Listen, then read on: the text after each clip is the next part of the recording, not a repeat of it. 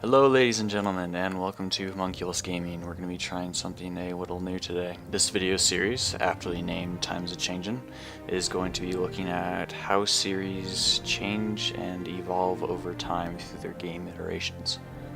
I want to stress right off the bat that it's not a review, and it is not trying to quantify the worth of games. I'm going to be throwing a ton at you in the upcoming videos, so I'll try and preface this with a few things. Many people who have played a series over time, from the first few iterations, often become quite bitter at how a game changes.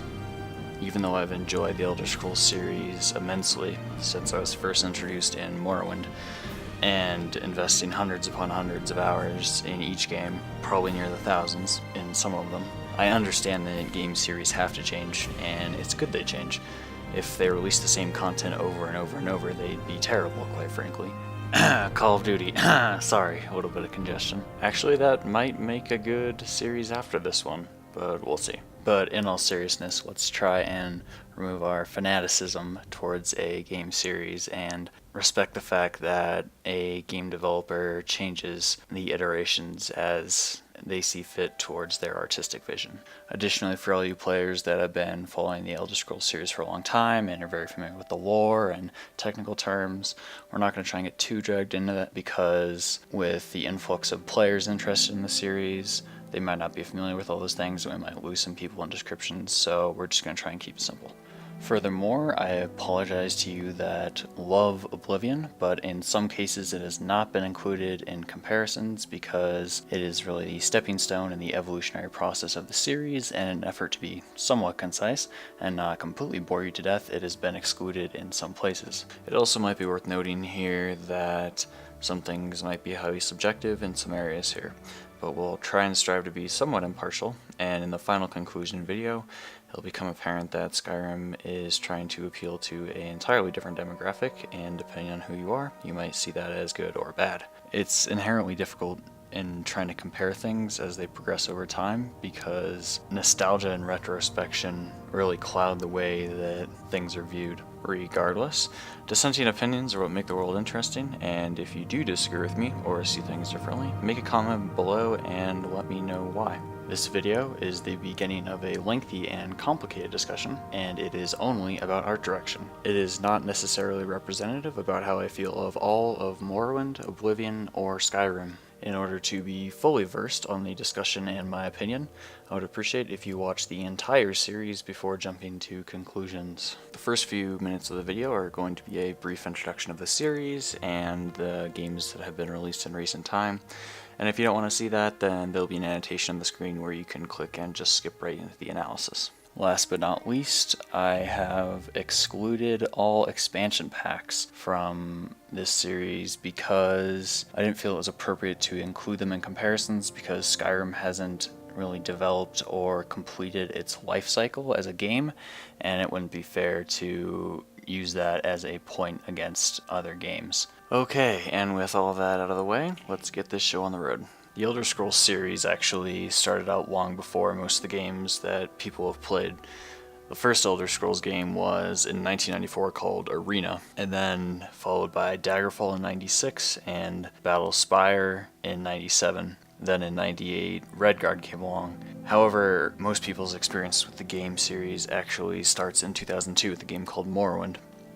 Morrowind is where the Elder Scrolls series really blew up. During the development, Bethesda's staff tripled, and they were quoted as saying, "We knew we had to exceed the visual polish of other games on the market, and we made it our goal to put the Elder Scrolls back into the forefront of game innovation." And to innovate they did. Morrowind was an incredible game, and one of the first that pulled off open world play very, very well. The game was quite a success and sold over 4 million units by mid-2005, and then two expansion packs, Tribunal and Blood Moon, were released 2002 and 2003. Then several years later, in 2006, the Elder Scrolls explodes back into the gaming scene with Oblivion. Oblivion was met with even greater commercial success and started to work its way further into the mainstream of gaming. In 2006 and 2007, the expansion packs Knights of the Nine and Shivering Isles were released. Then, in 2011, Skyrim was released to even more critical acclaim. Skyrim has won numerous awards, including, but not limited to, Spike's Game of the Year award, for what that's worth, IGN's Xbox 360 Game of the Year, and PC Game of the Year. So the Elder Scrolls has come quite a long ways from being relatively obscure to becoming one of the best-known RPGs on consoles and PC, and the leader in the open-world action role-playing video game genre. And obviously with success, a series tends to change quite a bit.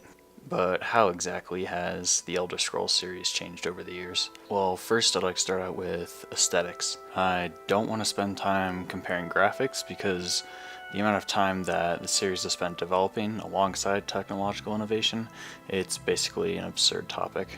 But something that can be compared is art style. One of the most interesting things to compare, and a place where a player spends a large amount of time, is in cities. Morrowind actually had one of the greatest arrays in architectural art style I've ever seen. Cities vary in design by their region and culture that are in the surrounding area, and architectural styles range from your traditional imperial cities to batshit crazy. Vivec, the largest city on the island of Vardenfall, is a collection of floating man-made islands that almost resemble pyramids. They're interconnected through a variety of bridges and walkways, and it almost gives a feeling of it being a massive actual city in which people live and breathe and you get lost in. The city's actually so expansive that you can literally get lost in it very easily. The city actually gives an interesting contrast of the socio-economic wealth of people living in the world. The city is originally named after the living god that resides in the city, Vivec. But you can also find, through a bit of wandering in Vivec, the underworks, only accessible from drainages or trapdoors hidden throughout the city. The underworks often is the hiding place of criminals and rats and that sort. Even the homeless can occasionally be found wandering about. It's just interesting that that level of attention to detail is added to the game, where the contrast of wealth and power within a society is actually added into the game. However, an even more interesting and possibly crazier architectural design within Morrowind, if a player heads east, they can find Sadrith Mora. Sadrith Mora is basically a city built inside of a network of twisting mushrooms and vines. These mushrooms are actually magically formed and individually suited to what an inhabitant requires. I can't say that I can actually think of many games that have tried to pull off an organic city in which people live, as in the city is actually a living thing within people build their homes and businesses. It's just an interesting departure from what we're conditioned to expect from city design in a game. Instead of being boring, square, rectangular buildings and rooms that we usually see in North American and European architecture, Sadrith Mora is an interesting blend of organic, original design in a populated area. That being said, Morrowind isn't completely devoid of traditional architecture, as there are quite a few imperial castles or forts like Ebonheart that are quite impressive in their own right. They still are able to convey that power, that dominance of a patriarchal hierarchy that they're very akin to from medieval times in Europe. In fact, imperial cities aren't the only cities in Morrowind that bear resemblance to real-world architecture. Cities such as Balmora or Suran, which reflect a very Pueblo or adobe style of construction that's commonly seen in southwestern United States. It's actually interesting that Bethesda decided to very resembling link, Dumner, or Dark Elf architecture to Hispanic or Mexican culture. But I digress. We're not here to examine the finer points of video game allegory, at least not right now. Overall, there's just a very good variety of city design in Morrowind, from the organic to the traditional to the foreign and possibly crazy. It all just comes off feeling very unique, but still corresponding to region and the relative societies that they're built in. The world doesn't feel homogenized. It feels like there's distinct areas and settings for the player to explore and develop their own personal story. But in an effort to be somewhat unbiased and objective, If I had to find a criticism, it would probably be that in some places the design has inhibited the functionality of the game, which is just a risk a dev takes when they develop an unintuitive environment for the player to explore. It's very easy to become disoriented and lost when exploring Vivec or Sir Morrow. But then again, it's not interesting at all for the player if they're just wandering around bland and generic environments. It's a truly tricky balance to strike up in a game, and it's up to the individual on how a setting influences the originality and functionality of their experience in the game's world. But now that we've taken a look at some of the architecture and city design in Morrowind, let's take a look at the newest game, Skyrim. With Skyrim architecture, Bethesda has seemed to have taken a much more focused approach to styles, as opposed to having many different buildings of different types and corresponding themes. They seem to have taken the approach of going with one and maybe two styles of cities. The most commonly used building type by far is a very much stone castle-based kind of approach. The cities of Macarth, Solitude, and Windhelm are all almost entirely built of stone or very castle-esque materials. The two exceptions to these is Riften and Whiterun. Riften is interesting in that water plays a very big role in the design of the city. It's built very heavily with a pier and a channel system running throughout the city, as well as the sewers playing a very large role, both in the underlying theme of the city and mechanically as a quest hub. The other city, Whiterun, is actually very reminiscent of Rohan from The Lord of the Rings. It's in a very much so detached and isolated position, as it's on the top of a hill in a very large plain. It's also in this very Nordic and horse-based culture that focuses mainly on thatched roofs, and it even has a mead hall at the very top of the hill overlooking the entire city. This is actually probably one of my favorite cities in Skyrim, just because of the Rohan feel, the entire atmosphere of being in the city that's isolated in a very large plain is an interesting atmosphere in the setting of the city. Unfortunately, it's not a huge deviation from the other cities. It's all very imperial, Nordic, almost traditional and historically accurate for the most part. It's not anything crazy or wild or something that blows your mind. The strength of going in this approach is that navigation is very intuitive. I've never gotten lost in any of Skyrim's cities. There's no aspects that are highly contradictory to the way we're accustomed of a highly developed area to be. Overall, the trend we can see here is that Bethesda has sacrificed originality and being almost a mad scientist for the sake of functionality in city design, which actually isn't necessarily a bad thing. If the majority of players get lost, frustrated, not sure where they're going to go, they're not going to appreciate the originality of an aesthetic design if it was constructed in a way that is naturally not intuitive. However, none of the cities were terribly memorable, aside from Solitude, which had an awesome locational setting, and Whiterun for being very reminiscent of another popular city in fantasy design. There was nothing really that blew me away. There's nothing that I'm going to remember after an extended period of time. Because they focused on one art style, they developed it very well instead of spreading themselves thin on lots of different themes. They refined one. And I'm sure there's a portion of people that absolutely adore that, but in the majority of RPGs there's plenty of castles, and it's not something that will capture many people's imagination. I mean, it's just another castle. Well, except for Solitude. That was actually pretty sweet. I'll give you that one. So just to sum everything up, basically the trend that can be seen from the evolution of city design in Morrowind towards Skyrim, Bethesda started to stray away from crazy, wild, bizarre city designs for the sake of navigation and not throwing players off. Cities actually aren't the only place that this trend is evident in the change over time in the Elder Scrolls series. Again, completely disregarding graphics because Morrowind is a decade older game than Skyrim and only taking aesthetic into account. The variety and originality of armors in Morrowind was much more inspired than in Skyrim.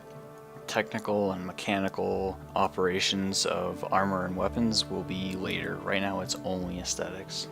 Each set and even individual pieces differentiate themselves well from the group by having their own approach to how they look.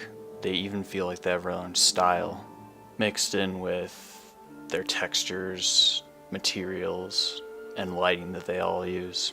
Even the generic steel, iron, metal armors each have an exclusive look by its reflectiveness and color palette. Some of these pieces utilize bone, leather, feathers, scales, and even flesh as protection. It's not just your generic types of armor that the Elder Scrolls series is known for.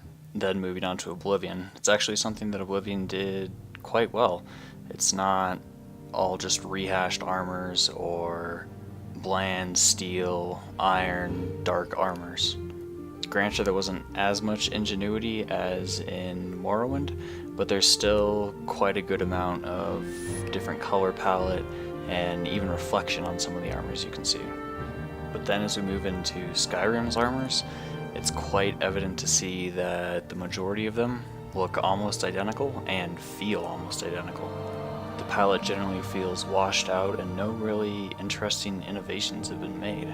Even glass armor, that's traditionally been one of the brightest, most interesting, and potential for ingenuity, looks like it's just been a reskinned and slightly recolored elven armor. Dwarven armor is probably the most interesting to me, and if you look back into Oblivion's pictures of dwarven armor, you can see that it took huge cues from that. High-level dragon armor is basically pasty, washed-out browns protruding at irregular angles with some claws added in for good measure. There's just simply no innovation. Nothing is new. Daedric armor is basically spiky black with some red highlights. They mostly all feel like slightly washed-out browns and blacks over the same skin with furs and a couple horns thrown on top. It's just terribly unfortunate they decided not to really do anything innovative with the armors or weapons in the game.